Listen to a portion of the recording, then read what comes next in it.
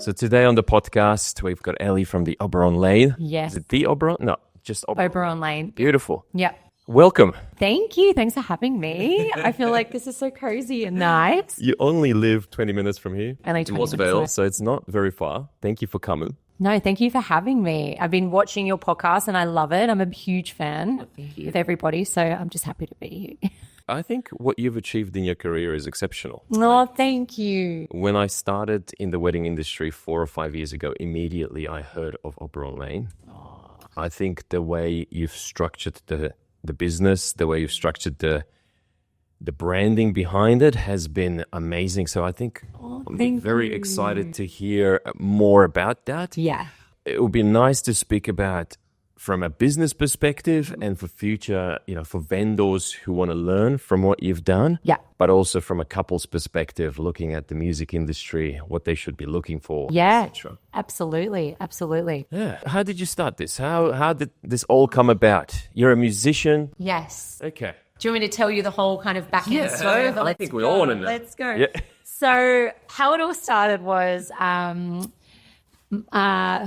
my best friend at the time was my guitarist, and we were playing gigs all around Australia, and it got to the point where we were really busy, and especially with weddings and events, and it got to the point where we were booked out, but we were like, we could make this an agency because we've got so many amazing, talented friends that we know that do the same job, if not better than us. Like, we should really make a really nice pool of talented musicians and start from there. So we started quite small, and this was about 10 years ago. We started Oberon Lane, and it got bigger than what we thought it would. So, and it kind of all happened organically, which was really nice. How do I even put it? It got to the point where we were booking 750 weddings a year. 750 weddings a year, and it was like mental, and it was just the two of us, so there was no one else. And then that's when we obviously had to put systems in place, but then obviously COVID happened, and that kind of rocked everyone's world a little bit. Your business was at peak capacity just before COVID happened. Yeah. Wow.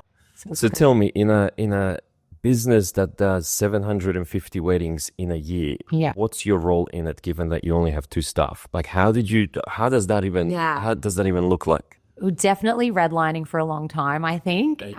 So my ex-business partner, he would deal with, the admin side of it all, with the financials, like the inquiries and everything. He was quite the admin heavy person. Okay. Whereas for myself, I was more the face of the brand. So I would be going out to the venues, dealing with all the musicians. I was kind of that person always mediating, like, with the clients or the musicians, or kind of just being that hands-on person. Yep. But it got to the point, obviously, where you kind of lose structures if you don't have systems in place. Especially if you've got starting to go over 300, 400, 500. Whoa. You can't just keep that in a manual spreadsheet anymore. And you think about it, now we have all these amazing softwares, right? Yes. But they've really only come out in the last couple of years. So everything you were was doing manual, it. like everything. You were doing it old school. And how I look back and I go, how we didn't have any issues, like muck-ups and stuff. It's been great. And truth be told, it was a lot of my ex-business partner. Like, he was very good at that. So COVID happened. He moves to Tasmania. I stay here. And then naturally it just got to the point where, it was just too hard, like, doing the business together. He's now based in Tasmania. I now purely own Oberon Lane, and that's been for the last year, which is super exciting. Really scary, again, because he was the admin person. So to take that on for myself, I'm the more creative person. Like, I've not been very good at that. So there's just one person now. One person. Then I have my beautiful Jemima, who's my admin girl. Like, she's my guru. Like, she's amazing. So it's just me and her, and we have no other staff members. We've got systems in place, softwares in place, and it's like, wow. Okay, so tell us more about that. I'm always interested in systems and software. What do you use to manage 750 weddings? It's been some tough lessons learned in the software department, because I feel like I've trialed a few And it's hard, as you know, when you're booking so many weddings and everything, and if you've got to change the softwares, how admin heavy that is and how much time that takes. I'm looking at different CRMs now, and it's just like, oh man, good luck transferring the The CRM is like the hardest part, and making sure that nothing's missed. And so we were using HubSpot for a long time. Yes. I've tried Moxie, which is more freelance based, and most of them are American companies, but this one I found really hard. They were great for the year. Okay. But now I'm on Dubsado. Oh, so am I. Yeah. Okay. I really, really like it. Okay. I still feel there's like things that could, a software could be better for the wedding world, and it would be great. There are so to many see things. Somebody come out and like, if I could, I would come up with this software for like us wedding vendors, because I feel like there is such a big hole in the market for us. Yeah. Like it tends to work for everybody else. Even more for photographers. I feel like for photographers, Dubsado, those kind of softwares really work. But for venues and I don't know, like especially musician base, it's really hard because you're dealing with clients, musicians, like the agency side of things. Yeah, there's a lot of gaps. I feel like we need to get Dubsado on this podcast. Oh, we do. There are specialists out here that do specialize in it. So when I started my business 5 years ago, it was same as you. So we just had like paper files of everything. And then I started listening to podcasts about wedding businesses, and it was on the mower while mowing. I was like, someone said something about a CRM. Yes. It was customer relationship system. Like I didn't understand it. And I started looking at different options, and Dubsado seemed to be the one that really resonated with how it's structured, how do you create forms and so on.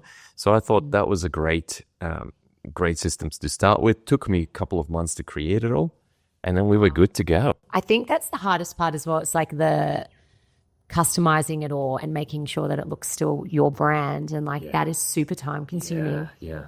And making it look beautiful, and also it needs to be user friendly for us as well, because again, time, right? And if you've got kids and if you're working, and like it's just so much that really does go into all it. by yourself? All by myself. Wow. Yeah. Okay. Yeah. So how do you prevent double bookings? How does that system? Oh, so at least now with the HubSpot and then Dubsado, like when you cross over the CRM, Jemima is amazing, goes through it with a fine tooth comb. We have to, because you can't. Also using HubDoc as well. Yeah, so we were going to get rid of HubSpot, and eventually we will, and just have Dubsado. But at the moment we're in that transition phase, and it's too scary at the moment to be fully, like you need to go through everything with a fine tooth comb to make sure. Okay. Yeah. I think spreadsheets wouldn't work for you. No, and I have ADHD. Like I swear I am underdiagnosed, but 100%. Like that's not my specialty. To focus on a spreadsheet is not an easy. Now that's like me. I've got an admin lady who just loves the spreadsheets, loves the detail. And we shouldn't do it all, right? No. We shouldn't. We should be focusing on what we do best, which is like dealing with the couples and dealing with the, that's the thing. I tried to create a system where I am the front face during the weddings, and I'm present, and I make sure that the experience for the client and the guests is amazing. Yeah. But when it comes to everything else at the front, at the end, try to outsource as much of that, because it's just like my brain works in a specific way. Yes. And that's what it's meant to be doing. Yeah. And I think it's been really interesting this last year, putting the ego aside and delegating jobs, and also not being so micromanaged, like not managing everything, because at the end of the day, you can only do so much, right? Like, and you're already at your capacity, and it's like, you got to give the other stuff away and go, I trust, I believe, in order to grow your business as well, right? Yeah. And I think that's been a big learning curve for me, especially taking on the business by myself. So I want to do it all, you want to be like across everything, and you should, but that's been the hardest one, I think, is just like delegating. Is that the right word? Delegate, yeah. Outsourcing, because we spoke right before the podcast started about social media and content creation, and there are now ways to delegate and outsource a lot of it for you to then focus on the stuff you love. But a lot of professionals, I think, the difficulty is letting go. Oh, it's so hard. And who has the time to actually do social media full time? Like, you can't. Yeah, and it's a full-time job. If you want to make this a marketing tool. You can't just post once every month. It has to be a regular thing. Yeah. Yeah. Okay, very cool. So it's cool. It's been a good learning. You're a musician at heart? Yeah. So I think what makes us different as the agency is I'm a musician myself. So how it all came about as well, I was working with all these different booking agencies and I was getting a bit annoyed because I was like, they weren't musicians. They were just people obviously doing agency, doing their best, but they didn't understand what the actual day looks like and with fees and everything and the worksheets. And I just was like, I could do this so much better. I'm going to do this better. And I did.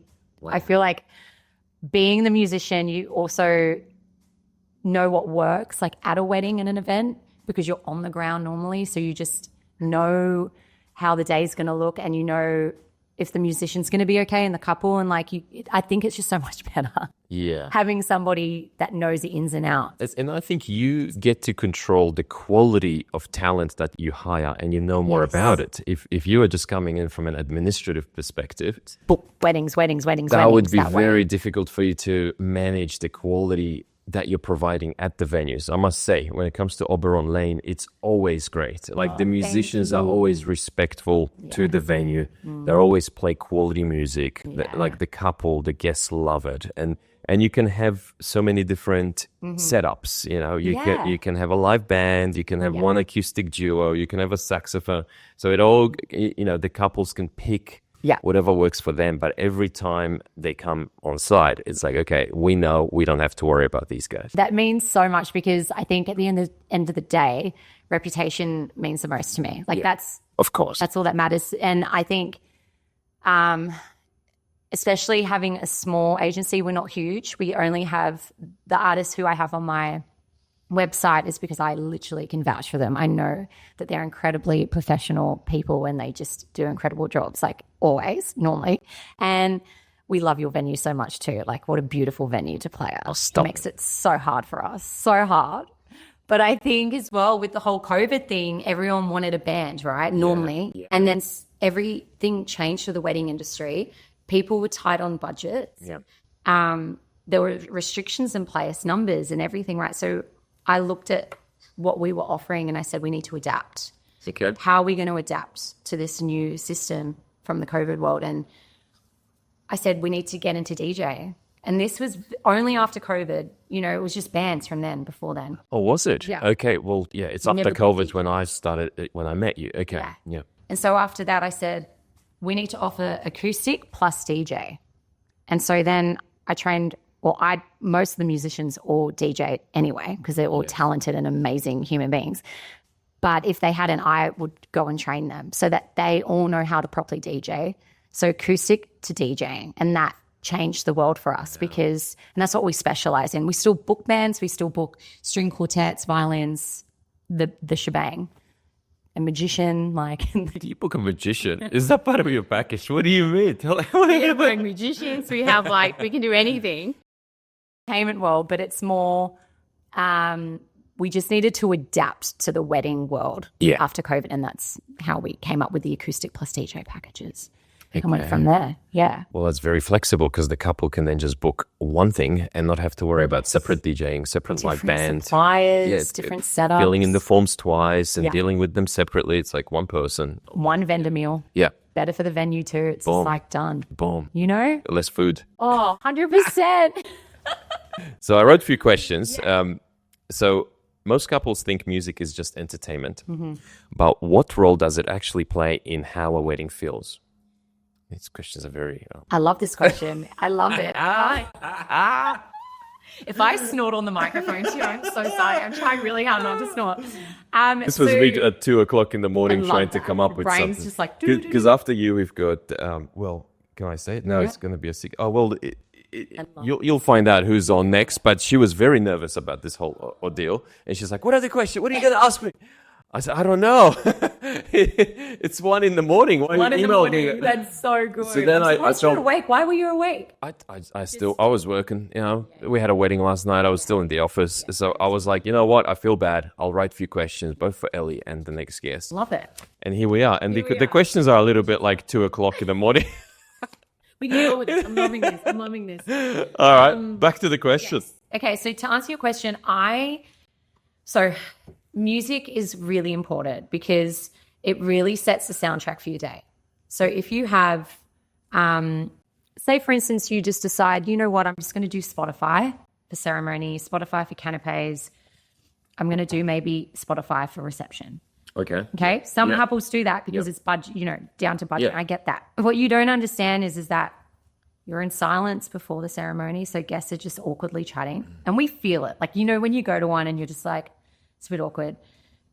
There's no one in charge of the Spotify playlist or whatever. You've got Uncle Mark in charge and he's like pressing play and then it awkwardly stops midway and he's like, it's just the whole stressful. Yeah. And then you go to canapes and then someone's put a playlist together and it just jumps to like a different one and just people are like, it really sets the mood for the day. Yeah. It really does. And it doesn't matter if you have a soloist. It doesn't matter if you have a duo, string quartet, nothing. It's like it really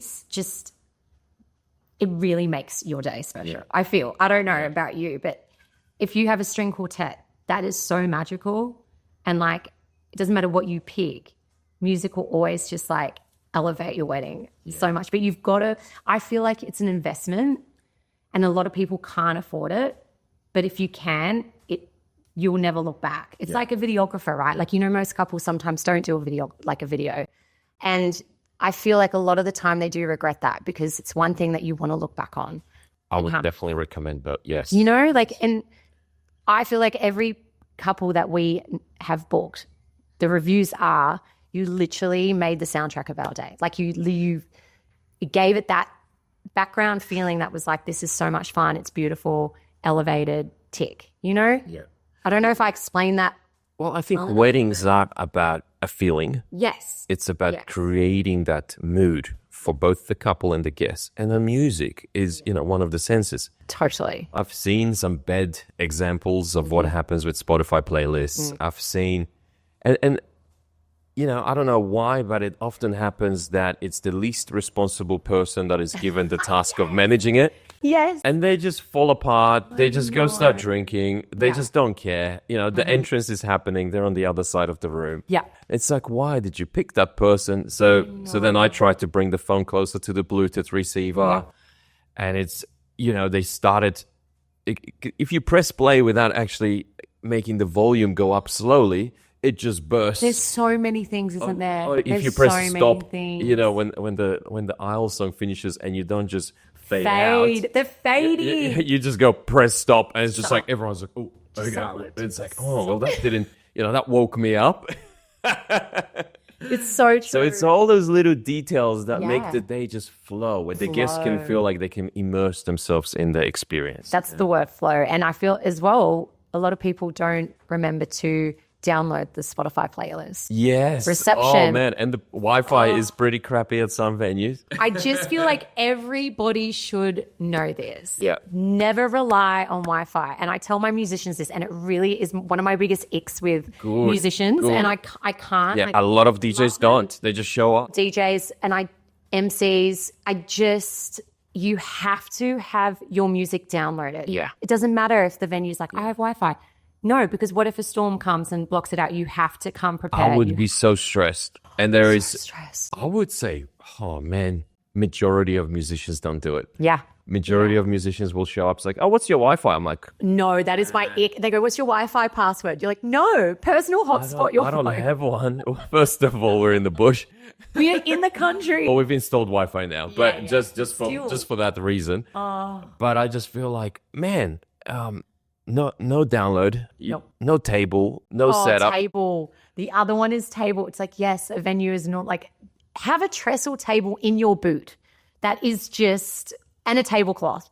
What about DJs that come with no tablecloth and they've just got the DJ decks, leads everywhere? I'm like, I am beyond. If I ever find out one of my musicians without a tablecloth, just even fairy lights. Little things, huh? It's the little things. And can I just say, majority of the time, if you look presentable, if your setup is immaculate, doesn't matter if you're an average singer. And I'm telling this to like just the normal musician, because if who wants to get into weddings and they're a bit scared. Yeah.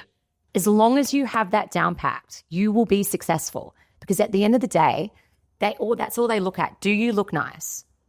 Is your presentation of, your equipment nice? Do you sound okay? Great. Like, you don't have to be John Farnham. You don't have to be Adele. Just do a good job. That's all it is at the end of the day. Oh, I don't know. That was my vent to you. yeah, because everyone is doing their bit. So every vendor is doing their own, they're running around before a wedding to make sure that their system is set up properly. Yeah. And so venue does the same thing. I'm around making sure, the candles are lit, making sure the ceremony is ready before the guests arrive. Yeah. And then you have the DJ coming in, is like, oh, mate, do you have a table and a cloth? I'm like, And normally they come in like, what, 10 minutes before? yeah, well, 10 minutes. right before the bride. I'm like, man, it's $50 from Bunnings, grab one. On the way, you can actually drive past. And I often will say to them, no, I don't. Yeah. Just to see their expression, like, what am I going to do now? Yeah. It's like, no, I've used up all the tables. Sorry, man. Yeah. And eventually I go, I'll give you one. But, probably makes sense for you to have one in case you're in the country somewhere and they don't have a spare table. It's just a table and a cloth. And they're like, well, usually. Usually. I'm like, I would be so stressed out. I'll be thinking all night, it's like, what if they don't have a table? What if... But that's just something you as a venue shouldn't have to worry about. You know what I mean? Yeah. And then Well, that's all right. We'll provide it. It's fine. Yeah, we'll provide it. But... taking it off my wedding documents for all my musicians, you are to bring a table. Do you understand? They'll be listening now saying, oh, shit. The other one's power, right? So all of our musicians come with battery-powered speakers. Yeah, because that's so important. with musicians now, like how many weddings do we go to now that the ceremony is outside? Like we don't do a lot of church ceremonies anymore. They're beautiful when we do have them, but like 98% of them are all outside at a venue. And yeah, you have to have battery-powered speakers. Yeah, like in our ceremony area, yes, there is power, but you That's just have amazing. to bring an extension lead. Yes. So it's something that, yes, if you have battery, you just don't worry about that part. Go anywhere. You press the button and you're good to go. There's no extension leads going through the Tripping the ceremony. guests over. Yeah, so it's like you're preventing anything from going bad. Yeah. And it's just smoother. Smoother. I love your ceremony location. It's so pretty. Secret Valley. Yeah. Yeah. The walkway, just very... And then there's like the stage for us. So that's like, for you guys, yeah. I mean, that's where my diva mode comes out. I'm like, it's my time. Yeah, you're right in between the Joking, bride you're walking there. It's not my day. It's never my day. Don't worry about the bride coming down the staircase. It's like, I guess, look. It's the performer within you. No. So you come out actively and you play. It's not just that you sit in the office and you do the admin. You're actually out there. You're meeting the venues.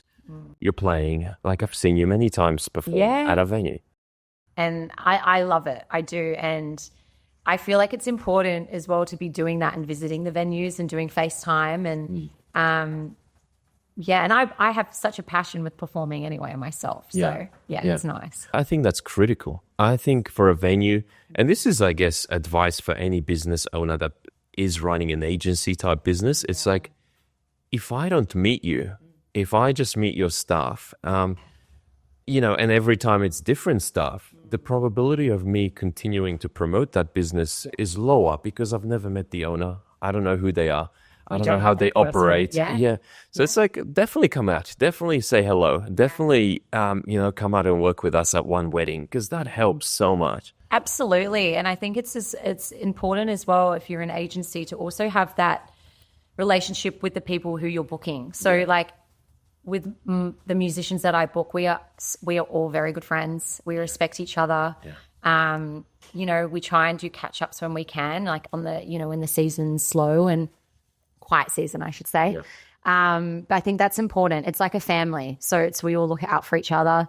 Because I think in an agency side of things, it can get, it can just become like anything. I think you wouldn't be looking at just their musical skills, right? Yeah. You'll be looking at their personalities and how they communicate with others and how, like, your stuff. The biggest one, yeah. Yeah, the musicians, when they come here, they're just super friendly, super nice. They have a chat.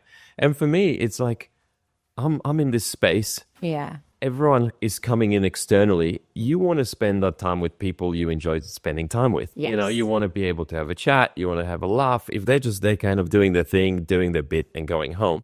It's like, it's not as enjoyable for everyone. So totally. They're super nice, very nice personalities. I think it's important as well, outside of the talent, right, is to be able to read a room. Yes. Also speak to, everybody, speak to the vendors, speak to the owner of the venue. I think it's super important. That's probably my biggest thing is before I hire anybody or even look at getting them on my books, most of the time, if they're new, I actually get them on a wedding with myself.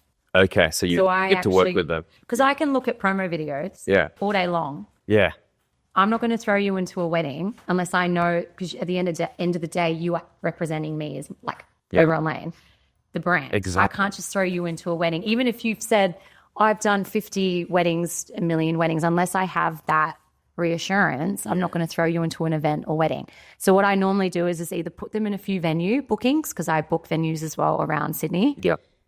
See how that goes. If they come back with great, things to say, I go, okay, then I'll put them on an event. And if that goes well, then I go wedding. And normally with the wedding, they'll be on with me just to see how they interact with people. Fantastic. And then that's how I kind of go tick. And then I go, cool, you can do your solo stuff. I don't just put anybody on. Yeah. Good. It's important. Wow. So you go through a whole process of recruiting someone to do the gigs. For any newbies that I wouldn't know. Yeah. So it's all very well and good for people to have an agency and have all these artists. But it's like at the end of the day, it's somebody's special day and you can't just have, Yeah. Well, it's such a complex skill as well. Like, especially like when it comes to DJing and the dance floor. Yeah. To get the mood going throughout the whole night without it crushing and people leaving the dance floor. I've seen some, great examples of that not working well, and I've seen examples of that working really well.